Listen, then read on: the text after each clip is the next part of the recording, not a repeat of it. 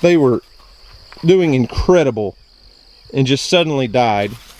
Now, it wasn't like a water issue. It wasn't like they ran out of water, because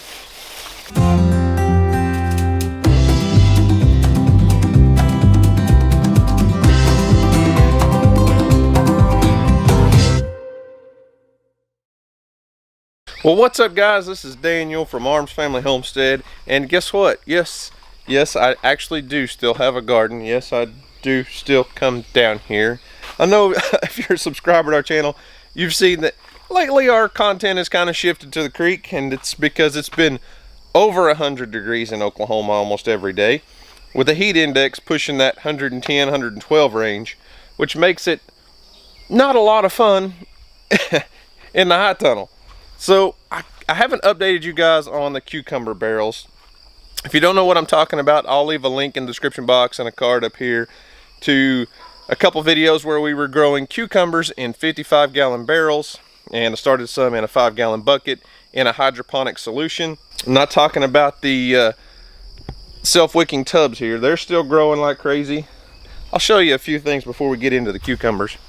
Look at this. This is banana peppers right here. These banana peppers are, now they are in a self-wicking tub, so they're a little bit elevated, but guys, I'm 6'3", and these are pretty tall peppers. Now they're a little elevated. I said, let's walk over here and look at some jalapeno peppers real quick though. So my jalapenos are doing insane. They love these self-wicking tubs. Taller than I am. That's one heck of a pepper plant. Now remember, it's in a self-wicking tub, so it's elevated a little bit. It's really not 7 feet tall, but it's every bit of 5.5 feet tall. And look at the peppers. My goodness. You can't, I mean, I literally can't even pick them and eat them fast enough. I don't eat that many jalapenos, but look at the size. Come on, camera. Look at the size of those things. The peppers are doing phenomenal in the self-wicking tubs. Cherry tomatoes are obviously suffering from the heat some, but they're still growing so many tomatoes. They're just everywhere. There's a ton. We're even growing a few spiders in here. Just a little guy. He ain't happy with me.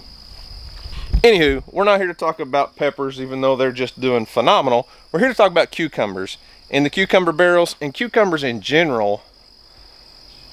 We've had epic failure. So the first cucumber plants that we had problem with were in the self-wicking tubs. Had 2 tubs full of cucumbers growing up strings, growing all the way up, and they got about this tall. They were you can see that one over there still up on the string. Completely died in about a 3-day period. No clue why. Came out here one day, they looked a little wilted. A couple days later, done. And those are not in the barrels. So it's not just the barrel problem. I also planted some in just raised beds, just to have a comparison. I mean, they're still alive. There's several plants here. They're alive, but they need to come out. I mean, look at the poor little cucumbers. They're just not thriving. Now, I have my suspicions because this year we struggled big time with squash. Never grew a single squash or zucchini that we ate from our own farm here. They'd get up about time to start being mature plants producing fruit, and they were dead. Squash bugs and mold were problems. So look at here. Look at this guy. Anybody recognize? I think they're part of the problem. There's not a ton of them, but they're part of the problem. Okay, so let's get to the barrels and the bucket. There they are.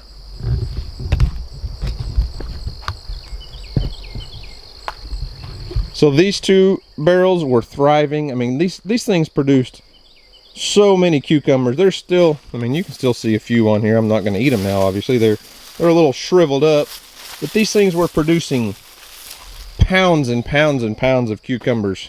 I mean, they were doing incredible and just suddenly died. Now, it wasn't like a water issue. It wasn't like they ran out of water, because Look at the roots. I mean, the roots were going down to the water. I have no doubt. Oh, these roots are still, they're still wet from about here down. So water, it's not like they weren't getting water. Same issue with this barrel of cucumbers. Just, I mean, within a couple days, they just completely died. I mean, the roots, look how long the roots are.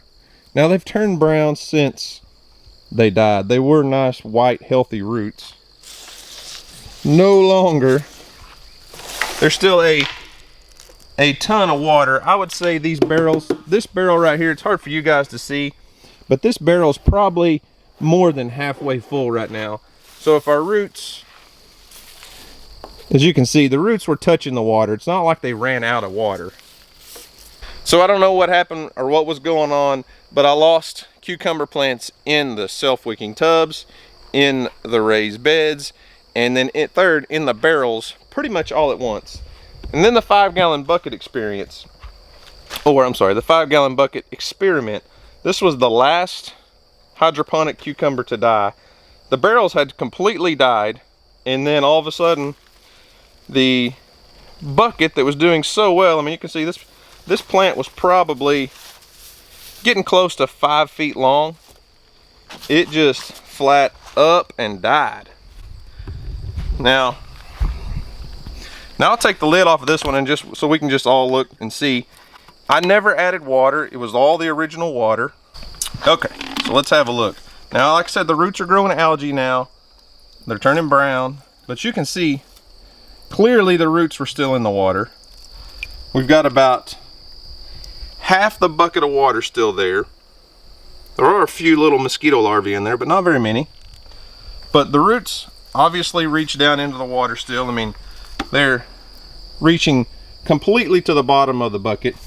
Still had plenty of water to drink. So it wasn't necessarily a water issue as far as running out of water. So yeah, the cucumber experiment, epic fail. Now I have my suspicions.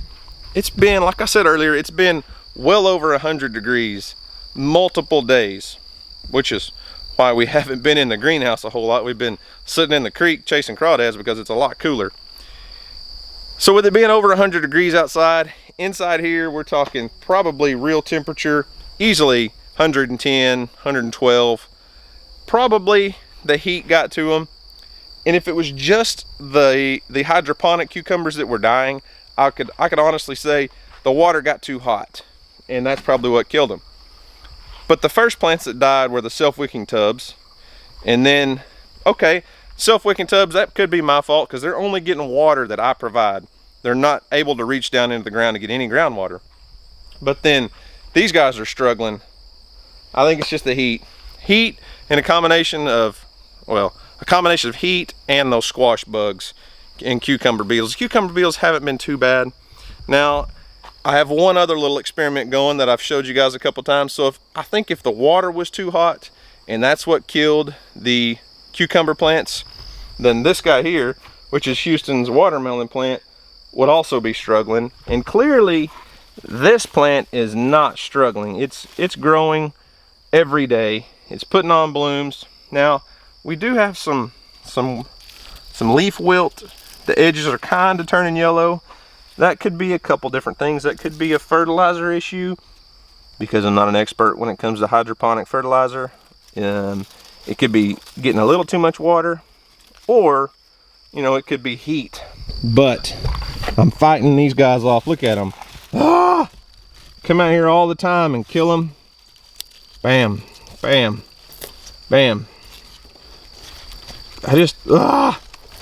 Constant battle with the squash bugs. Constant. But I try to keep them off. They're just everywhere. Try not to spray too much. And once they're to this point, yeah, you've got to have some pretty harsh chemicals to control them anyways. So mechanical removal it is most days. So there's your little update on the hydroponic cucumber status. I'm just, these jalapeno plants just blow my mind. They're insane. They're growing like crazy. So but anyways, there's an update on hydroponic cucumbers. they actually produced extremely well for several weeks. We were picking so many cucumbers, and then I think the heat got to them. But we will replant those tubs and those barrels and the bucket, but I'm gonna wait until we get maybe towards the end of August before we redo that. It's just so hot in Oklahoma right now, and we are in a greenhouse, a high tunnel, so that means extra heat. So we'll go ahead and get some seeds started, get some seedlings up, you know, 4 or 6 inches tall, and then probably retry those later in August. I think they'll do really, really well through the fall. Being inside the high tunnel, we'll have in Oklahoma, we'll have a long window of time before we hit our first frost that will kill them off, obviously. But everything else out here, not looking real great, you know. It's just kind of how it is. When it gets July, August, it's just not the best time to be in the greenhouse, you know. Some things love it, some things are thriving. Like, look at these zinnias, beautiful zinnias. I mean, well, the sunflowers finally kind of piddled out. We were growing sunflowers like crazy, but they've slowed down. The heat's just too much for everything. That's why we go to the creek and play. That's why we go to the lake, and just go have fun doing other things. We'll come back to heavy duty gardening as it cools off. As you guys know, my wife and I grow a ton of greens, leafy greens, because we love to juice our vegetables. And so all the bok choy, spinach, lettuce, even things like beets, carrots, watermelon radishes, all that stuff we juice. So anyways, guys, there's your little update on the cucumber failure catastrophe of 2019, I guess. It is what it is. It's okay. We're gonna enjoy ourselves doing other things. We're still learning. I don't count it all as a failure. We got a ton of cucumbers from those barrels.